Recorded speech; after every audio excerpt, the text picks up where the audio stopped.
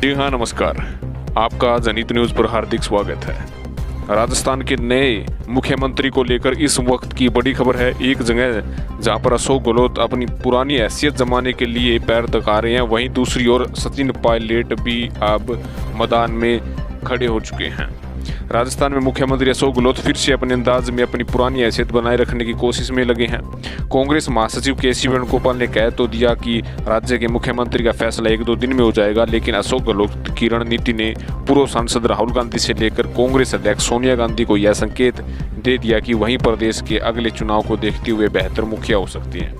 मुख्यमंत्री बनने की महत्वाकांक्षा पाले सचिन पायलट के खेमे के पास भी आलाकमान की बात मानने के सिवाय कोई चारा नहीं बचा है।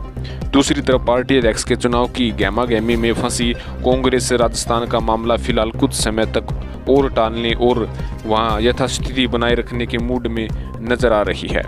एक चुनौती के.सी. वेणुगोपाल सरीखे नेताओं के लिए भी है। उन्होंने बयान देकर कांग्रेस अध्यक्ष सोनिया गांधी और हाईकमान की तत्कालीन तौर पर छवि बचा ली थी।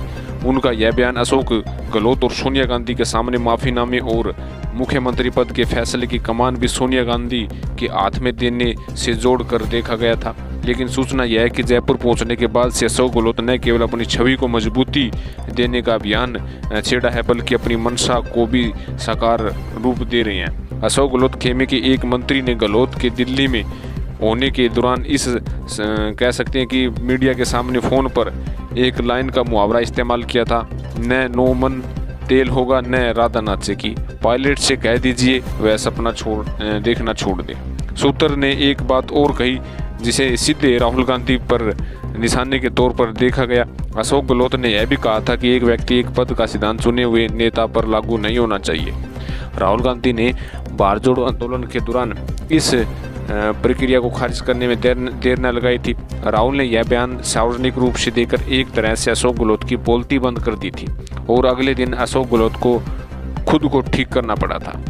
टीम गहलोत के सूत्र का कहना है कि 30 साल के कांग्रेस के नेता, 3 बार के मुख्यमंत्री, पूर्व केंद्रीय मंत्री, पार्टी के पूर्व प्रदेशाध्यक्ष, AICC के पूर्व महासचिव को यह रखना स्वाभाविक है। अशोक गहलोत को अपना नेता मानने वाले एक और विधायक का कहना है कि पार्टी को विधायकों की संख्या और राय पर ध्यान देना चाहिए। थोपने की प्रक्रिया कभी लंबा नहीं चल पाती। और इसके साथ साथ आपको बता दें कि सचिन पायलट की महत्वाकांक्षा पर राजस्थान के एक और बड़े कांग्रेस नेता का तंज है। वह कहते हैं कि पायलट को समझ लेना चाहिए कि उनकी राजनीति की नाव नदी में नहीं है, यह गाड़ी पर सवार है। सबसे बड़ी कमजोरी यह है कि पायलट के समर्थन में 2 दर्जन से अधिक विधायक नहीं है, वह संख्या बल में कमजोर है। जबकि कांग्रेस के 2/3 विधायक अशोक गहलोत को न केवल अपना नेता मानते हैं, बल्कि उनके मुख्यमंत्री रहते खुद का भविष्य सुरक्षित समझते हैं। इसके समांतर सचिन पायलट के पास केवल कांग्रेस पार्टी के पूर्व अध्यक्ष राहुल गांधी का दिया हुआ भरोसा, प्रियंका गांधी का दिया हुआ विश्वास और कांग्रेस अध्यक्ष का आश्वासन है। सूत्र का कहना है कि जैसे सचिन पायलट स्वयं को कांग्रेसी बताते हैं, उसी तरह से पार्टी के सभी विधायक, मंत्री, नेता भी कांग्रेस के हैं। सब पार्टी के भले के लिए ही काम कर रहे हैं। कांग्रेस अध्यक्ष सोनिया गांधी के वीटो लगाने के बाद ही राजस्थान की सत्ता में कोई बदलाव की उम्मीद दिखाई दे रही है। मध्य प्रदेश के एक वरिष्ठ नेता का कहना है कि मामला थोड़ा पेचीदा हो गया है। झुंझुनू के कांग्रेस के नेता का कहना है कि फिलहाल 19 अक्टूबर तक राजस्थान में मुख्यमंत्री के चेहरे के बदलाव की उम्मीद कम है। इसके बाद ही नए अध्यक्ष जब आएगा तब नवंबर महीने से गुजरात में जो विधानसभा चुनाव की हलचल बढ़ जाएगी, इसलिए यह मामला थोड़ा खिसकना चाहिए। यह पूछने पर फिर दिल्ली के चाहने से कुछ क्या होगा। सूत्र का कहना है कि हम सब कांग्रेस के नेता हैं, निष्ठा की जब बात आएगी तो नेहरू गांधी परिवार की जगह कोई नहीं ले सकता, लेकिन अभी नहीं कहा जा सकता कि आगे क्या होगा।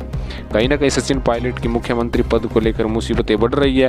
कांग्रेस पार्टी कहीं ना कहीं सबसे ज़्यादा भरोसा अशोक गहलोत पर ही दिखाते हुए नजर आ रही हैं। तो आपका इस विषय में क्या कहना है, कमेंट करें, चैनल को सब्सक्राइब करें। धन्यवाद।